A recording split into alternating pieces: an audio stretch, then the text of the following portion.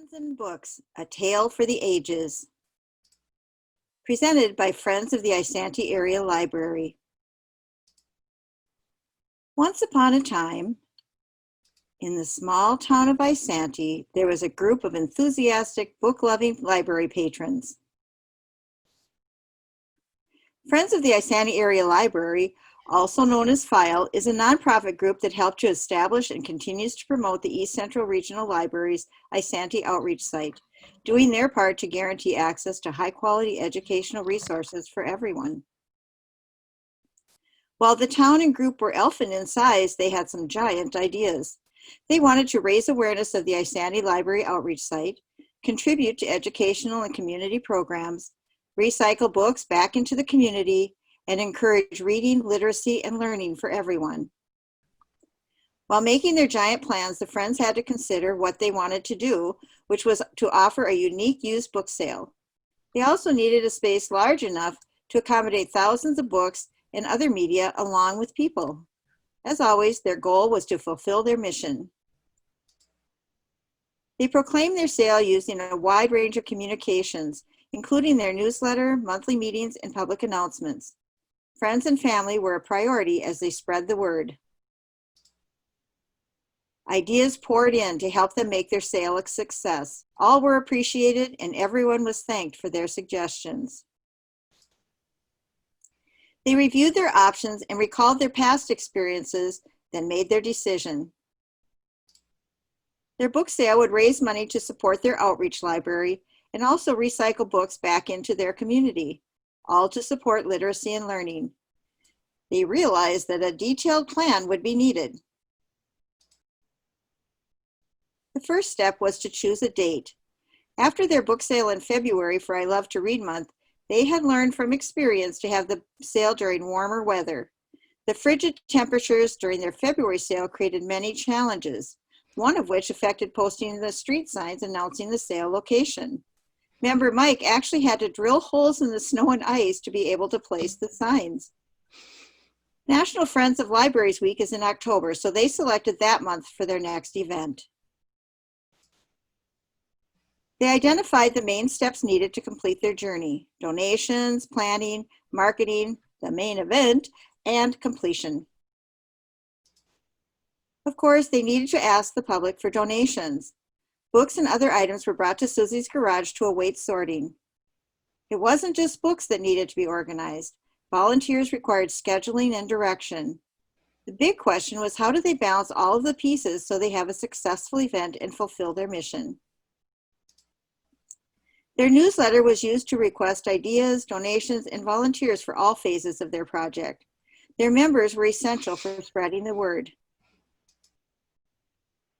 They created social media ads and printed flyers to be posted around town before the sale.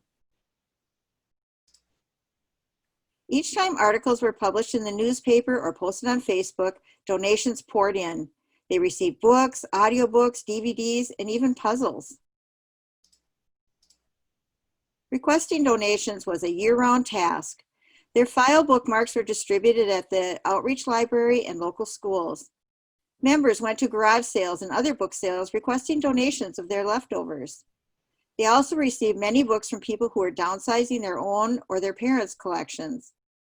Their website also listed donation appeals and information about their event. What a response! They received so many donations they needed to add more shelves to the storage area in the garage.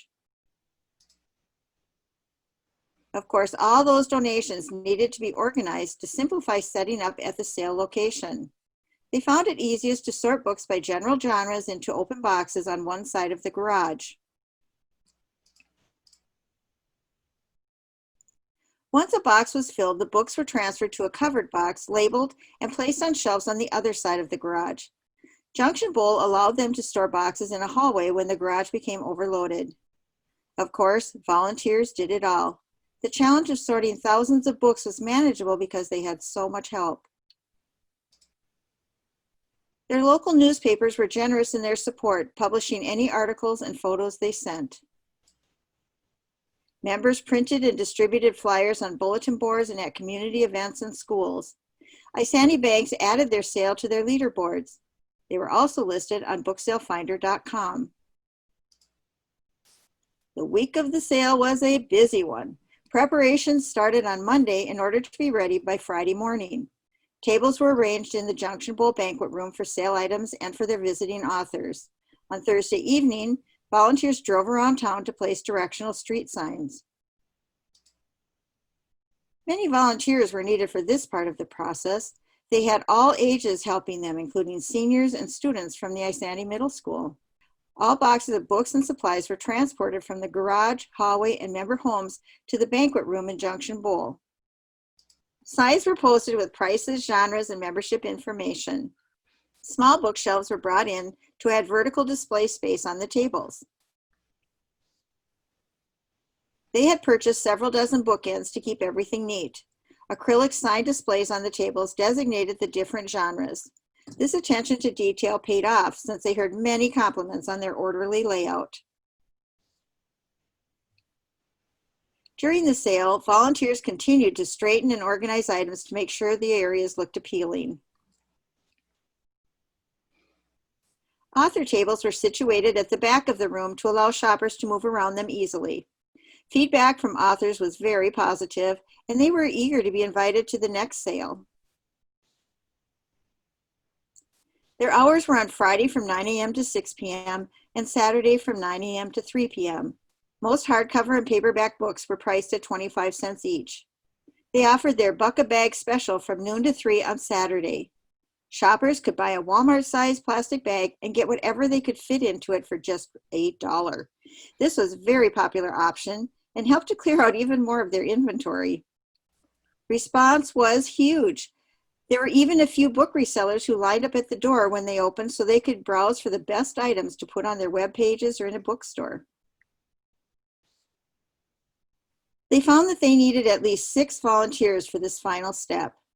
All items were boxed and labeled for their future use. Some books were moved to their sale shelves at the Isanti Outreach Library. Assortment boxes were saved for each of the give and take shelves located in businesses and member yards. Many boxes were packed for donating to the Women's Prison Book Project in Minneapolis. Select tween books were given to the Isanti Middle School Media Center. Any other leftover books were sold to a bookstore in the cities. All indoor and outdoor signs were collected and stored for the next sale. Volunteers and donors were gratefully recognized and sincerely thanked. Finally, they all breathed a sigh of relief when the last of the boxes was put away. They felt they had truly achieved their goals. They were tired but very proud of their success, and they made notes to plan for next year. A new adventure lay ahead. Okay. By participating in community events, they helped spread the word about their outreach library.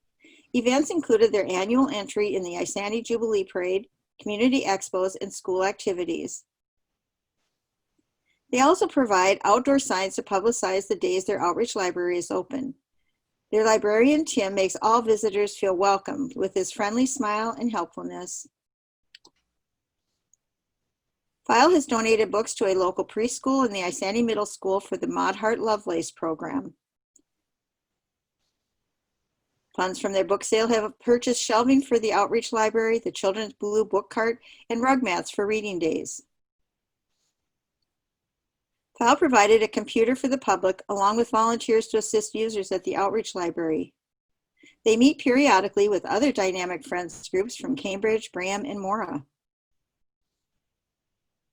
Members offer books for purchase at garage sales, senior dining functions, and other community events.